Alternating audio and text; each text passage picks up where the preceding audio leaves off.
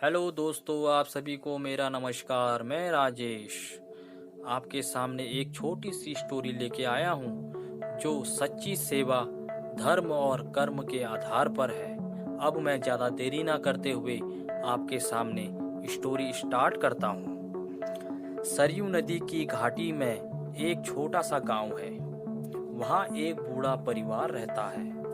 उसके दो बेटे थे। दोनों बेटे दूर शहर में नौकरी करते थे। बहुएं घर पर ही रहती थी। बूढ़े की पत्नी नहीं है। बस बूढ़ा, दोनों बहुएं और उनके बच्चे ही घर पर रहते थे। बूढ़ा बड़ा दयालु, परोपकारी और धर्म कर्म वाला था।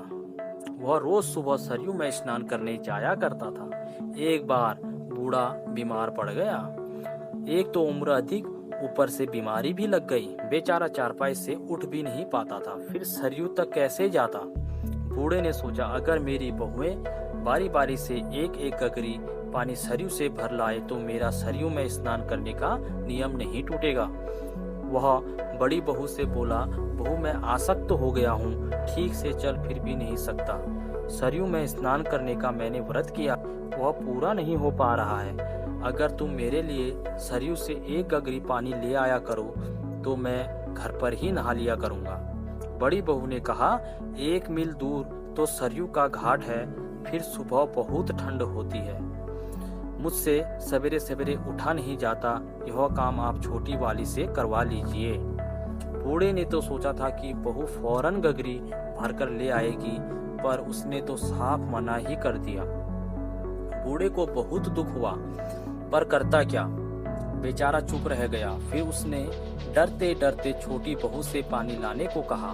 छोटी बहू ने कहा, ठीक है पिताजी, मैं रोज सुबह सरयू से पानी भर लाया करूंगी, आप चिंता ना करें। अगले दिन से छोटी बहू रोज सरयू से पानी भरकर लाने लगी। वह पानी लाती, बूढ़े ससुर को नहलाती है और उनकी धोती भी धोती है।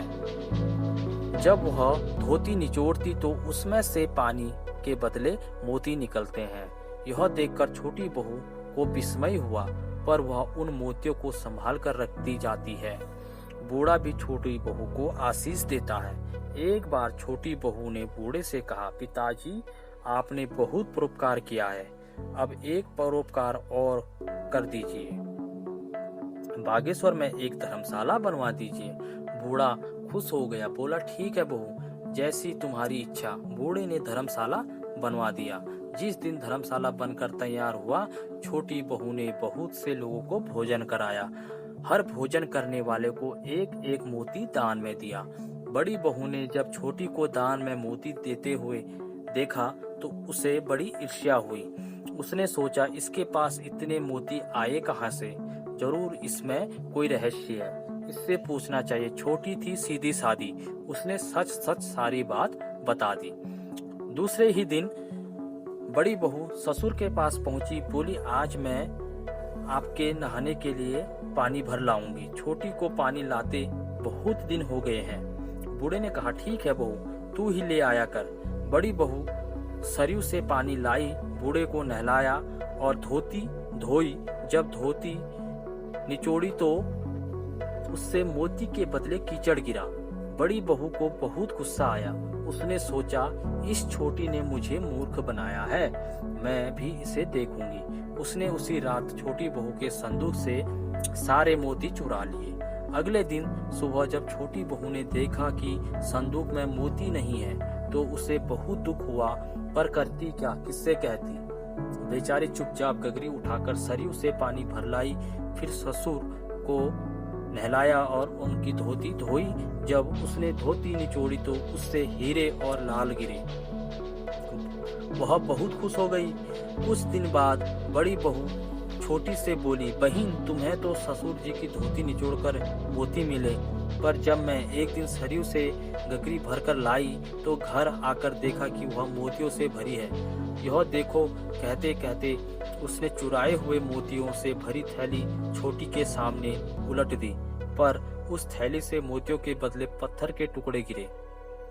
बड़ी बहू ने खिसियाकर अपना सिर झुका लिया।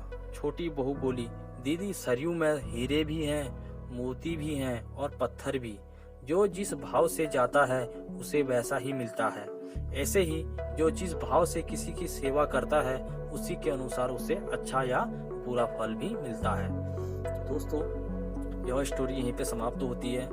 दोस्तों, स्टोरी सुनकर आपको कैसा लगा आप कमेंट करके ज़रूर बताना और चैनल को सब्सक्राइब करें, लाइक करें और बेल आइकन प्रेस करें।